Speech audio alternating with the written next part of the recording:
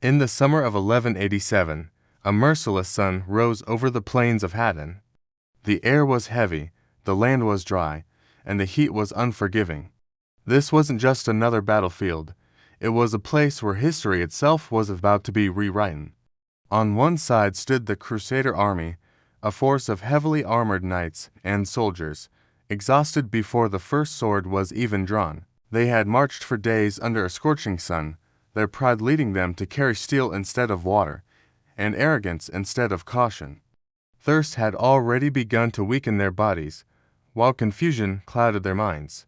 Fear, quiet and insidious, spread through their ranks like a shadow. Their leaders had gravely underestimated the unforgiving land, the brutal climate, and the brilliant mind they were about to face. On the other side was Salahuddin Ayyubi, known to the West as Saladin. He stood calm and watchful, a master of both war and patience. He understood that true victory is not won with brute force alone, but with wisdom, strategy, and an unshakable will. His army was disciplined, united under a single purpose, and positioned with meticulous care. Every movement was calculated, every decision was patient. Salahuddin knew the terrain like the back of his hand, and he used it as his greatest weapon. He didn't rush into a head-on clash. Instead, he chose to let the land and the sun fight for him first. His forces swiftly moved to cut off the Crusaders from every nearby water source.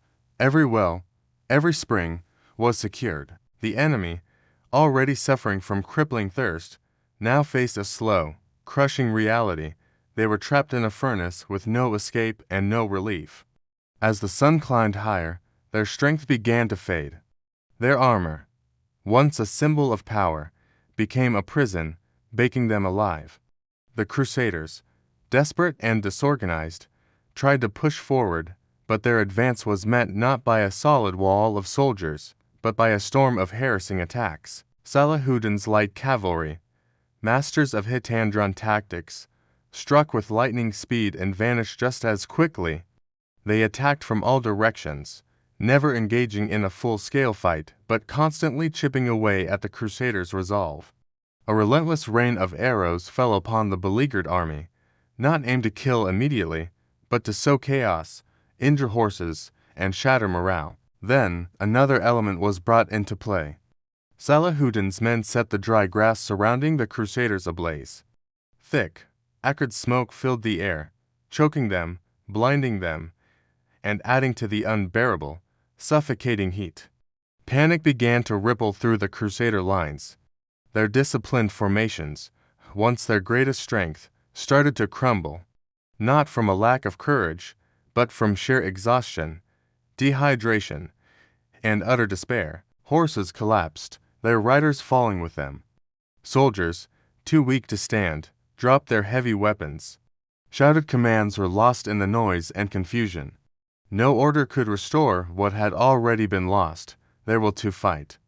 By the afternoon, the outcome of the battle was no longer in question. The great Crusader army had disintegrated.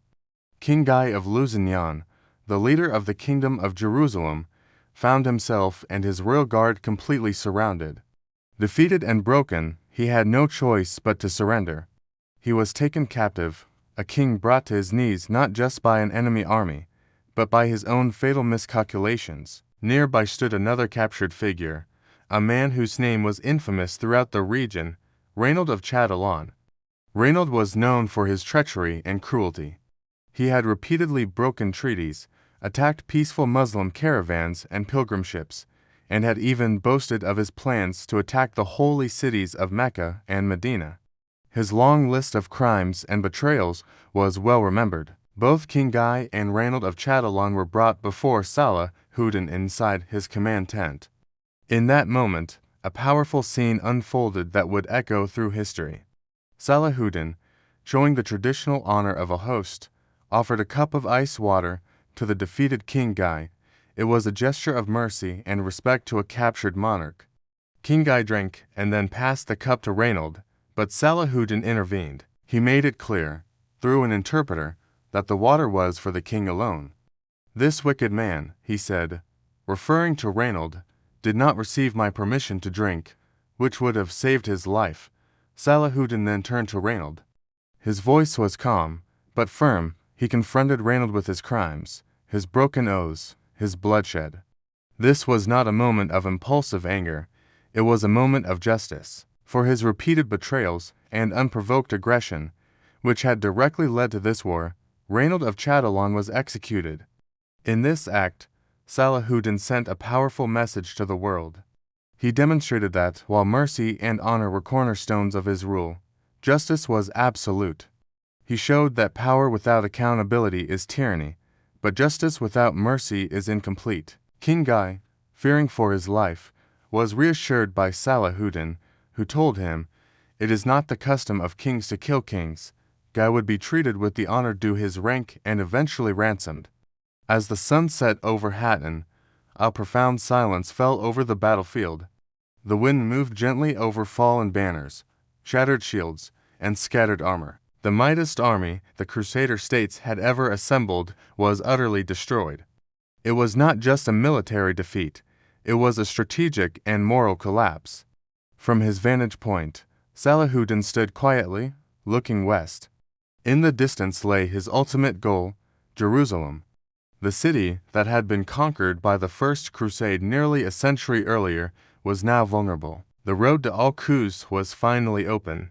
The Battle of Hattin was far more than just a victory of arms. It was a triumph of patience over arrogance, of unity over division, and of brilliant strategy over reckless pride.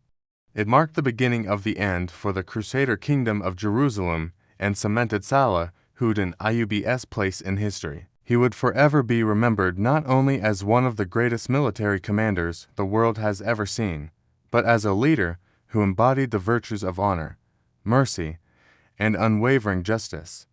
His legacy is a testament to the idea that true greatness is measured not by the battles you win, but by the principles you uphold, even in the heart of war. Thank you for watching. If you found this story of strategy, honor, and history fascinating, please like this video and subscribe to our channel for more deep dives into the pivotal moments that shaped our world. We'll see you in the next one.